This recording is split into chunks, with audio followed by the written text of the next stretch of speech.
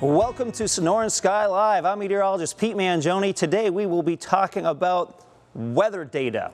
You know, these days the desire for unlimited weather data seems to be huge.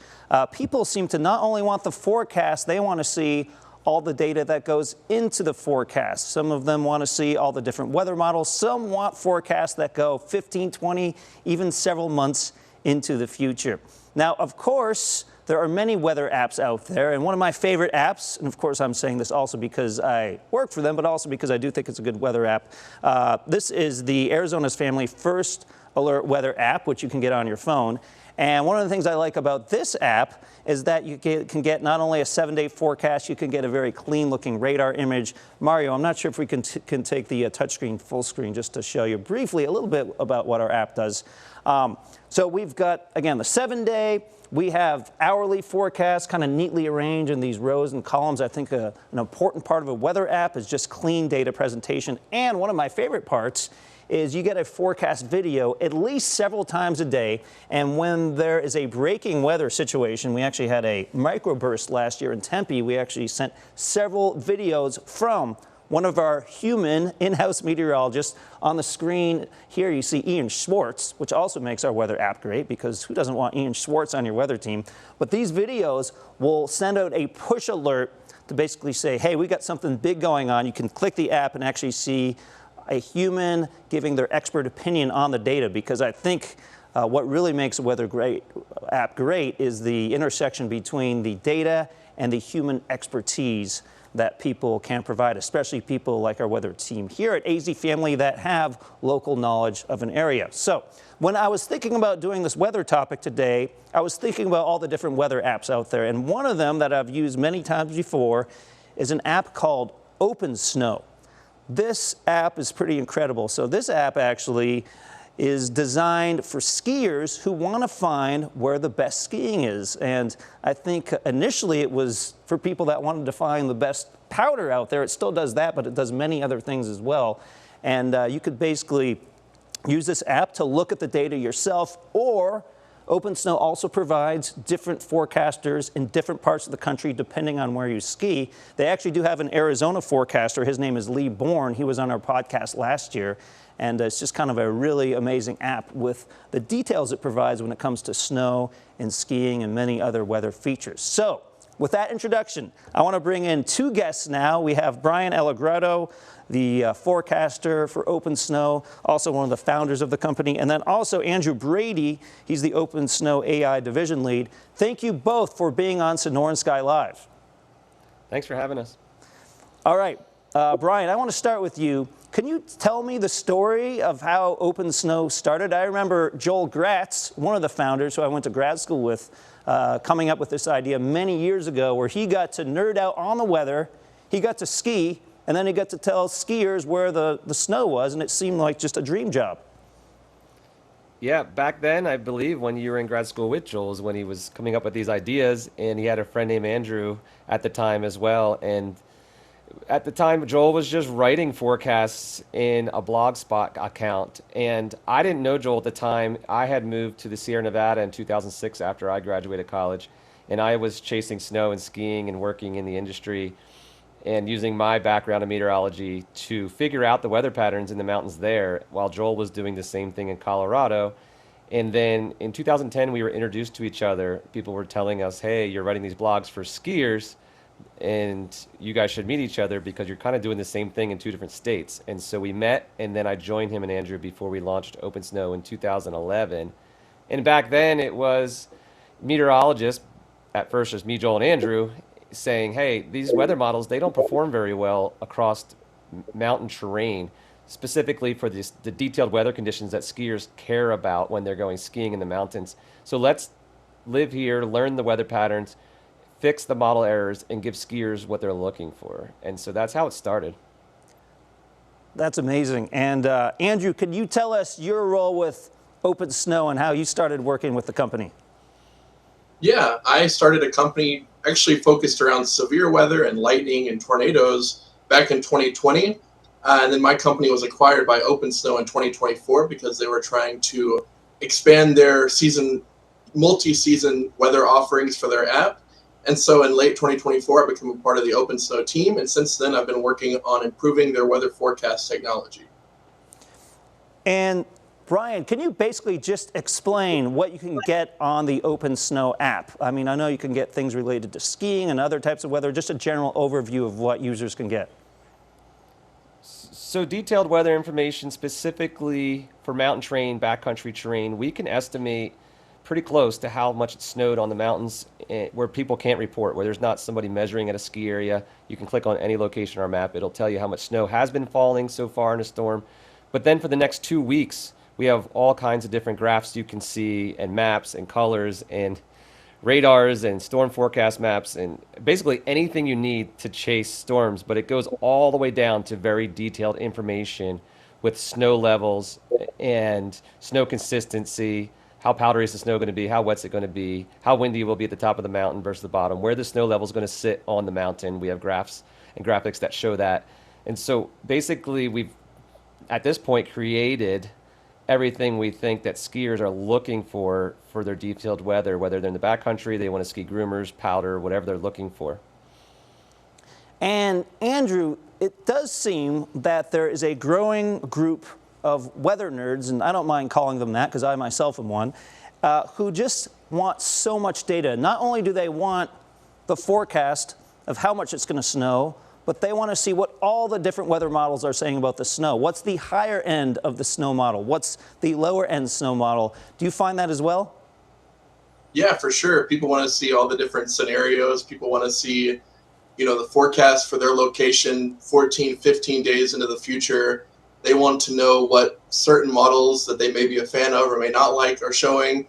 And so we're trying to get all of that data to our users by providing charts showing what different models show, as well as just increasing the amount of models that we're using in general.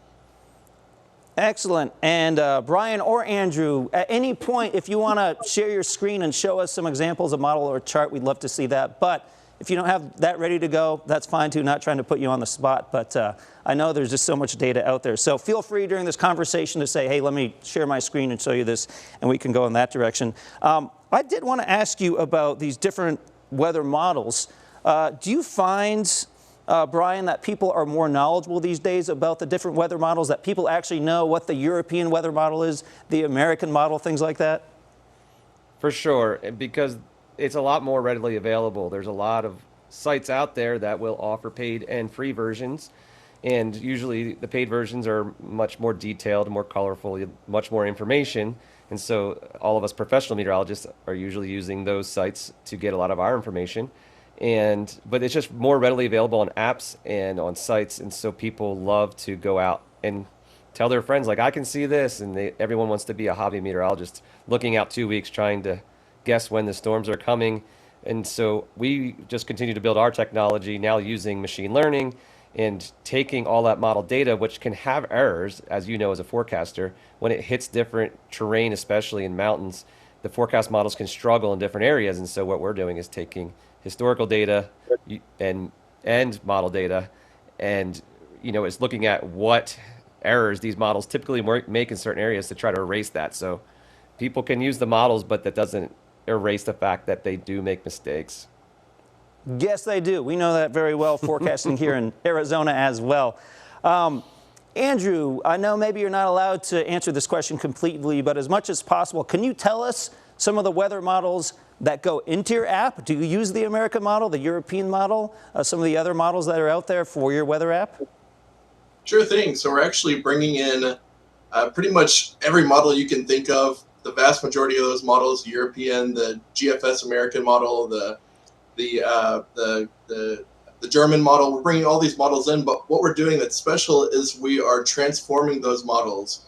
We're using machine learning to transform those models from their low resolution into high resolution, making them more precise and more accurate, especially in mountainous terrain, at ski resorts, and those areas where conventional models and all these models at their native resolutions tend to fail.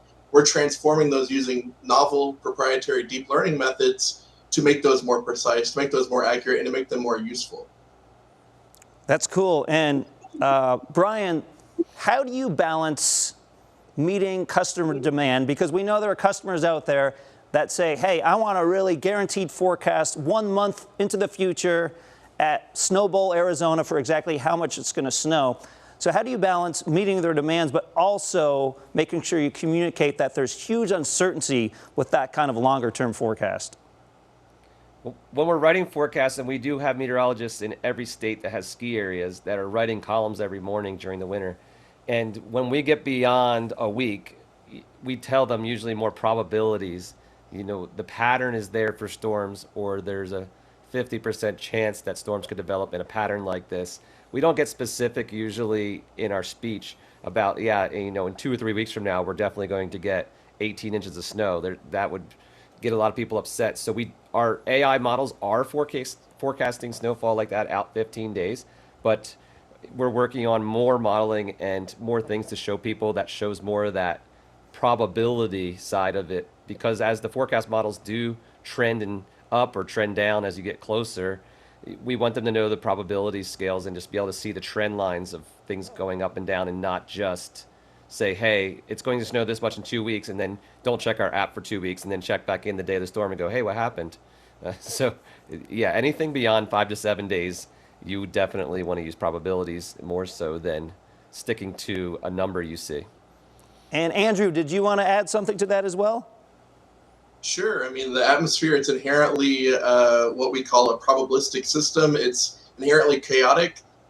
So even small changes that, you know, that are very difficult to pick up with our current system of observations, those grow over time. When you're going out into a forecast period, going further and further out in time, those errors compound. So having multiple different scenarios, different models, different ensemble members, or different models that consist of different possible outcomes, having that data available, and then also transforming multiple members into a probability product, I think is most useful beyond 2 to 3 days into the future.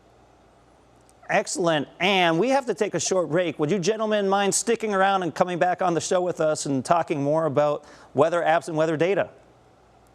Sure thing, and I'm happy to share my screen too to show you a couple of things. Awesome. So when we come back from break, maybe you could share your screen and show us some of the different data that OpenSnow can display. We will take a short break and be right back.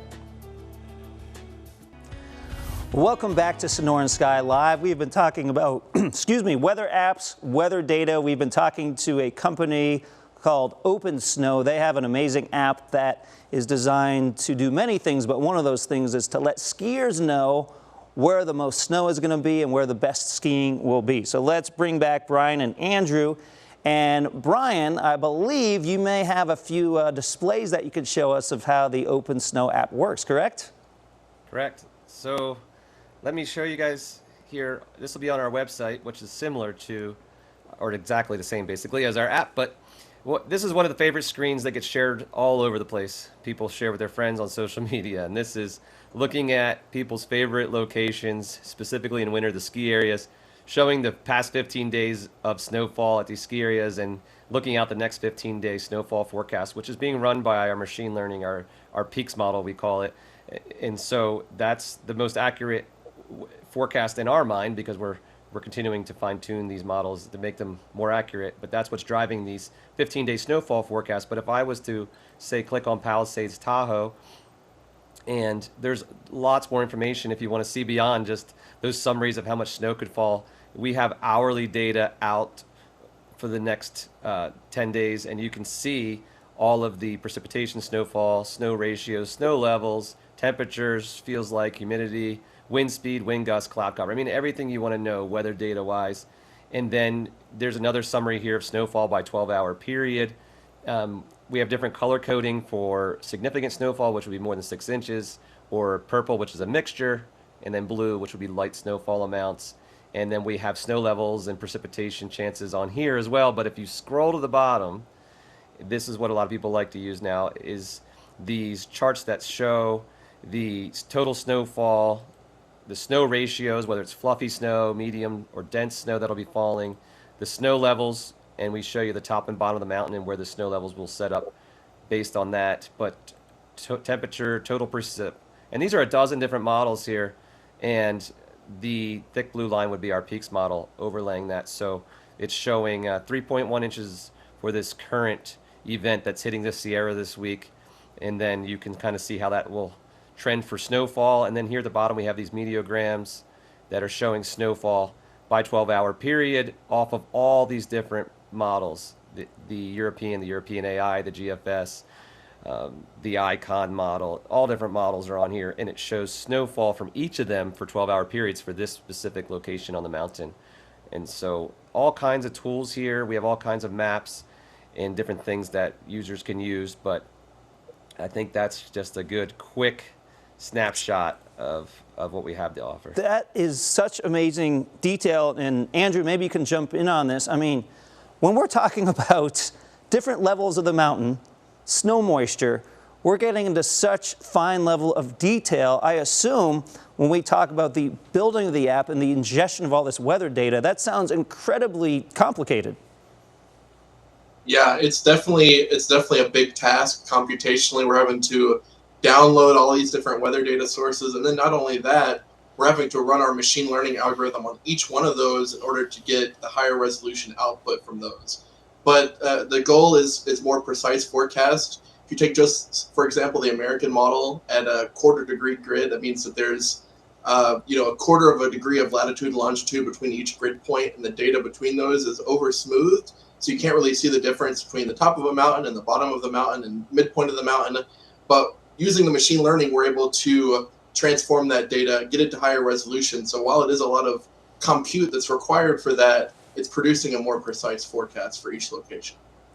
And, you know, the viewers watching from here in Arizona, they know, especially the skiers, that you can get 1 inch of snow in Flagstaff, and up at Snowball you can get 2 feet, so elevation can just make so much difference. Now I have to ask you, I'll start with you, Bryan. Bryan, are you yourself a skier? I'm a snowboarder, but Ooh. yes, I I do go snowboarding, and I'm on the mountain with snowboarders and skiers quite often. That was one of the requirements for a lot of our meteorologists as we built the company that were forecasting in each ski state, was that we wanted people that skied and knew the mountain terrain and knew how to forecast snow in the mountains where they live. That's awesome. I took a half-a-day lesson for snowboarding, hit my head about 3 times, and I gave up and just went back to skiing. But hey, good for you if you have the balance to do snowboarding. Andrew, are you a skier or a boarder? It's actually funny. I grew up in the South, so I actually skied for the first time at Tahoe with Bryan over this last winter. So he kind of showed me how to ski. I definitely want to get more into it. I know it's super interesting that I work at OpenSnow. I've only really skied once. It wasn't really fully skiing. I was really just learning, trying to figure it out. And Bryan was obviously teaching me. But like I mentioned, I started off focused on severe weather and using machine learning for severe weather. And then now I'm applying that to the mountain weather using the expertise that's around me at OpenSnow. That is so cool that you decide to go skiing for the first time. In my opinion, never too late to learn. Bryan, you know, we were talking about all the data that's in these weather apps, but people also, I think, do desire human expertise. Some people, they almost get to know through the app. They're like, hey, that's Andrew, that's Bryan, that's Joel Gratz, the founder of OpenSnow. I trust what this person's saying. How do you fuse the human element between the data and the person actually saying what's going to happen on the mountain? It looks like you do use both, right? For sure. And that human element has been one of the favorite things when we do these surveys at the end of the year and ask our customers, you know, what do you love about this app? And they say, keep the human forecasters. They like that relationship. Most of our meteorologists have been with us for a long time, and so people have gotten to know them. And we have emotions like they do. When we're having dry spells and no snow, we're frustrated or we're sad because it's not snowing. And so that we can share in those emotions with them, and then we get really excited when we're getting powder days or good snow. And so I think they just love following along and sharing those feelings that we have, because we are mostly all avid skiers in the regions that we're forecasting for, that they're also coming to ski at. That's cool. All right, we're going to take one final break. I want to bring you guys back just for a few additional minutes, because we're going to delve into a topic we've briefly already touched on. That would be AI. We'll take one final break and be right back with Bryan and Andrew.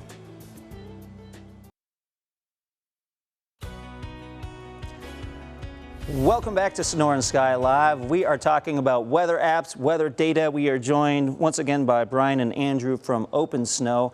And Andrew, I'll start with you. The word AI is everywhere these days. Do you use AI to help with the OpenSnow app? It's an interesting question. We're definitely using what would be considered AI, but it's not AI in the sense that most people think of. When most people think of AI or artificial intelligence, they think of image generation, or they think of chat GPT, other chat generators, large language models. But what we are using is similar technology, but instead of training it on text or images, we're training these models on weather data. So they're learning from historical weather data to predict what the weather will be in the future, learning to do that downscaling from low resolution to high resolution precise forecasts. And Andrew, you mentioned a background in severe weather. Is the idea with apps, because I know OpenSnow does more than just skiing, you have some severe weather tools on there. Is the idea with these apps that you're trying to communicate to people, hey, you've got to take these warnings seriously. For instance, if there's a tornado, you actually do have to go to your basement. Or if you're in a hurricane evacuation zone, you really need to evacuate. Is part of the reason that you're building these apps to get people to actually listen to these warnings? Yeah, for sure. To give them advanced notice, to give them give them guidance on taking warning seriously, taking alert seriously. We launched what's called StormNet as our severe weather model, and it's using AI and machine learning to predict tornadoes and severe winds and lightning and hail out to 14 days into the future. So it's kind of filling in the gaps at long range. It's also filling in the gaps between the time that you're in, say, a tornado warning and a tornado watch. It's filling in those gaps. So you may have an advance notice that, say, 2 hours from now, you may be at risk of a tornado. Then people can have it in their mind to be prepared in case there is a more immediate danger, a tornado warning, for example. And Bryan, shifting gears one final time, I want to know if you are constantly harassed by friends, relatives, with text messages during ski season. Even though they could simply go on the app and learn for themselves, they're calling you, they're texting you, hey man, where's the best skiing today? It still happens, but I've been able to narrow it down to a select group of people mostly. And this all started for me and Joel. I don't think in the beginning we were planning to start a weather app. We were just having too many friends texting us all the time that knew that we knew what we were doing. And we started emailing them, and that was getting too big. So we started a Blogspot account and pointed them to that. And then it was the website and then the app. And so this all started from too many people asking. So it ended up being a good problem, right? A problem that needed to be solved. It was a problem that needed to be solved, and that's why I think we were able to do so well filling that gap in the mountain terrain. And Andrew, do you run into similar things, friends, relatives, people asking constantly about the weather? Yeah, for sure. Ever since I was super young, I've been interested in weather and sharing weather forecasts with family and friends. So now, being a meteorologist, they're always reaching out, especially before severe weather events or before snow events, just asking, for my opinion. It's always helpful to give them the latest information, more detailed information. And Bryan, are your hours that you work ever a little strange? Like, do you ever have to get up super early if there is a big storm coming to the mountains in the morning and you want to get certain things up on the app? It takes almost twice as long when we have storms that have been bringing snow the past several days and more snow coming in the next several days, because I'm gathering data on what's been happening, what's been falling, and what's coming over the next several days. But overall, we're busy as a company as we continue to grow, but it's not quite as crazy as back in the beginning when Joel and I started the company, where the company wasn't making any money yet, so we were working day jobs and doing this early morning and at night. And Andrew, how many years do you think until you're an expert skier? I don't know. It might be a while. It was a little bit rough out there with Bryan for the first time, but I'm going to try again next winter, and we'll see how it goes. All right, we have about a minute left. Finally, Bryan, I mean, does this feel like the dream job? It seems like it would be to me. I love skiing. I love weather. You're basically getting to do both every day when you're working and when you're playing outside. It is the dream job, I believe, for all of us, because we love weather and we love skiing and we're doing both. But I think some of our friends sometimes forget it is a real job. They'll say, you don't have a real job. Yes, it's a real job. We work a lot of hours. We put a lot of time in. And anything you do for 20 years, it becomes a real job, but it's a job that we love for sure.